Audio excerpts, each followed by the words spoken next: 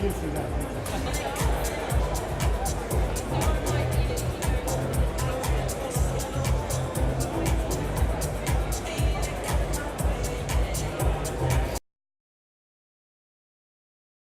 let's get the people on the stage that you really want to see and hear from.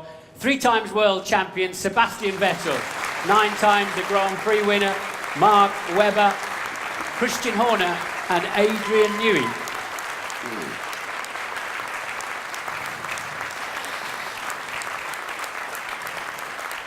Right, what we're going to do first off, straight away, is do what the people have come here to see, and that is unveil the new RB9. So if you can grab the front corner there, Sebastian, and Mark, if you could grab this part. Be careful of that little thing sticking up in the middle here. The car looks quite pleased with itself, doesn't it? But go for it. Turn around. Yeah.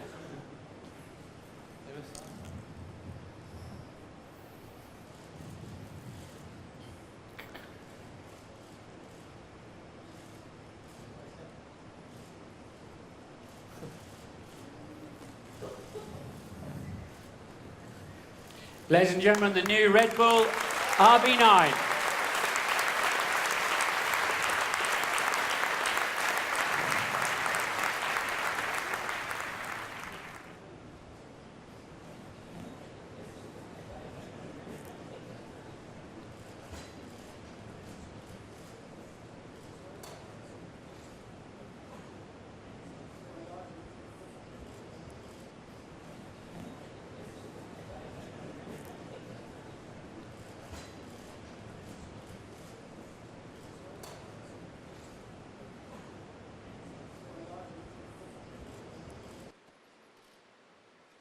What's your first thoughts of the car, Seb? I like it.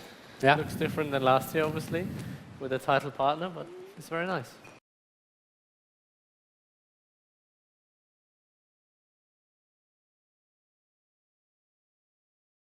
This is the most anticipated car of the grid. Let's talk about the differences to the RB8. I mean, one, I must admit, first question, are you very proud of what you've done so far? Yes, I mean, I think actually it's a tribute to all the hard work of the guys over the winter, because we obviously had a very tight championship battle last year, and it was difficult trying to develop last year's car and also do the research into this year's car. I have to admit that some of that research did suffer in the championship battle. Obviously it worked for us, but it gave us a very tight time frame to design and manufacture this car, and to actually have it here today, 2 days before the first test, I think is absolutely remarkable achievement by the guys. Where's most of your effort gone into, roughly? It's really been refining RB8, so no huge changes, very much an evolutionary car. I'd say no big regulation changes. The front wing stiffness test has been harshened further, so that makes it actually quite difficult to comply now, just from in terms of how stiff the wing has to be. The rest of the car is very much an evolutionary car, so as you can see, all the principles are the same as last year's, but hopefully evolved somewhat. What will be your focus development-wise this season? I think it'll be continuing to understand the tyres. Every time we thought we understood them last year, some fresh surprise would come in and realised it wasn't complete. And as I say, a change to the tyres in any case this year, so that'll be, I'm sure, a huge learning area. The rest, I think, will be very much detailed evolution of the aerodynamics, of trying to tune the car to the driver's liking and so on. What's really characterised and changed Formula One over the last 10 or more years is the rate of development through the year. It used to be if you came out with a dominant car at the start of the year, then as long as it was reliable, you could probably reckon you're going to win the championship. That's not the case anymore. The teams will come back, they can out-develop other teams. It really is a continual development where almost now, certainly in this situation where we've got stable regulations, actually a new car is kind of almost picture it as another evolution, another race. So just so happens that this time we've had 3 months between races rather than 2 weeks.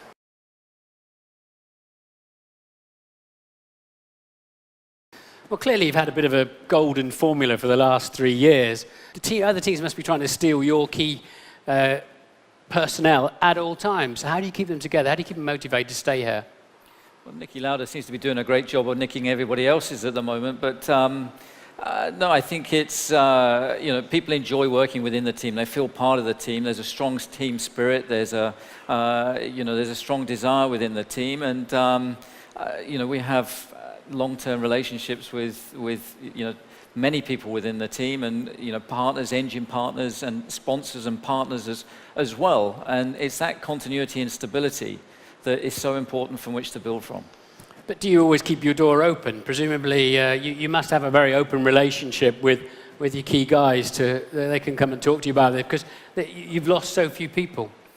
Well, I think the way that we work at Red Bull is in a very open and transparent way. The way that Adrian works with his technical team, he's working in and amongst them all the time, and we have very much an open door policy. And we focus on being nothing more than a Formula One team. And our focus is very much based on ongoing racing and trying to get the best out of ourselves. And even if we've had good weekends, there's still areas that we can always improve on.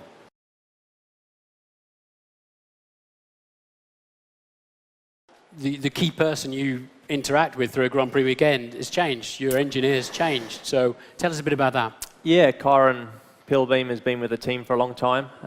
He's moved on to a different team for next year. He's over at Lotus. And I have a new race engineer in Simon Rennie, which, I'm looking forward to working with Simon. I've already done a little bit of work with him. Of course, it's a different role for me to get used to, having someone, fresh, let's say, into the team. He's got to get used to a lot of terminology and the way we go about our work. But he's incredibly experienced, and he's definitely more than capable of doing the job and having us going out there and winning Grand Prix. This car's on an aeroplane today. You're first in it on Tuesday. Just very briefly, as you leave the pits and do those first few laps, what are you looking for? What's the feedback you want to feel? Well, obviously, I've been fortunately been strapped to Adrian's cars for quite a while now, so I know pretty quickly that I can trust the car pretty fast. But we're all immediately looking for areas where we can improve the car and understand what it might need. And winter testing is one thing, and when we go racing is another thing. Not only in terms of layouts, but temperature and all that type of stuff in terms of circuits. So. Gathering data, really. Next week is about gathering data, keeping the car circulating as much as we can. There's going to be long hours in the garage for the guys, but we're looking forward to getting as much info as we can.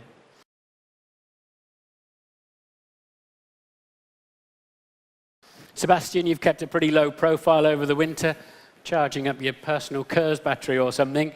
What have you been up to, and how are you prepared for the new year?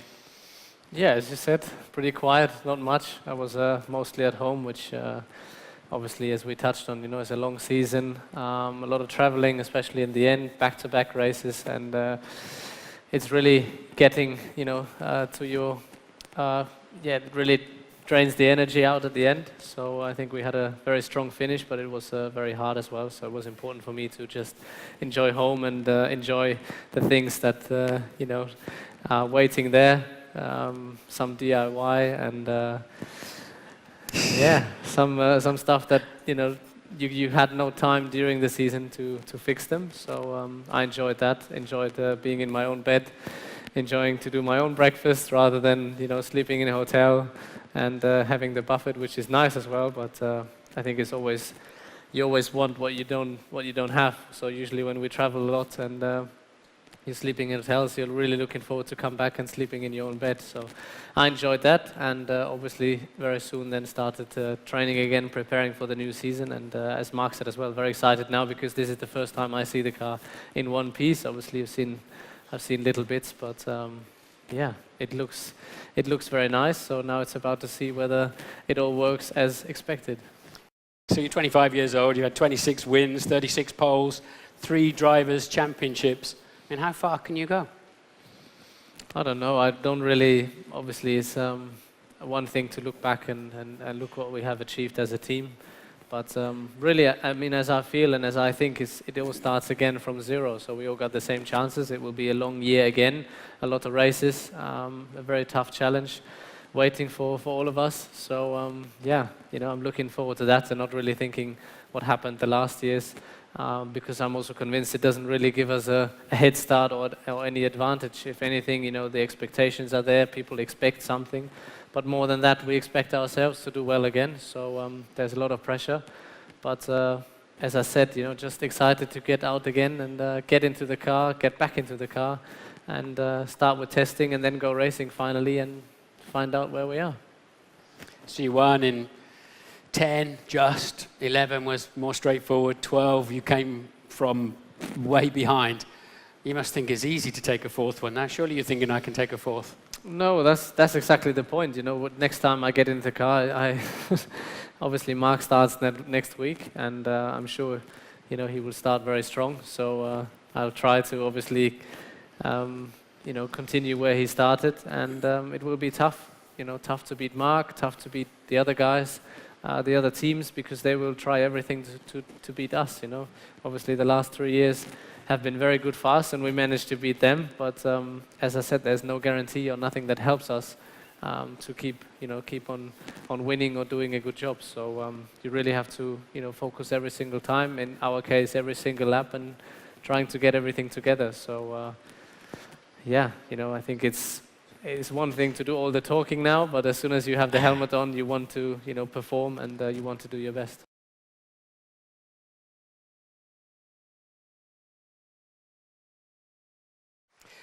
Simon, you've been a team partner for a couple of years, and now you're really ramping that up with this new title partnership with the team. Tell us about it, and tell us what it means to your company. Well, we entered into the sport a couple of years ago in a very probably different way from a conventional automaker. We weren't making the engine, we didn't own the team. We went in, and look, a bit like RedBull, a bit like the racing team, we're a young brand in terms of the car business, and we went in a very different way. And I think the evolution that we've gone through in the last couple of years, getting to know the team, getting to know the guys, going to now full team partner status, just felt like the right thing to do. I mean, we've effectively been, I guess, dating for 2 years, and now, today I guess we're getting married. And I think you'll see even the color scheme with the purple, I think, integrates really well into the whole team.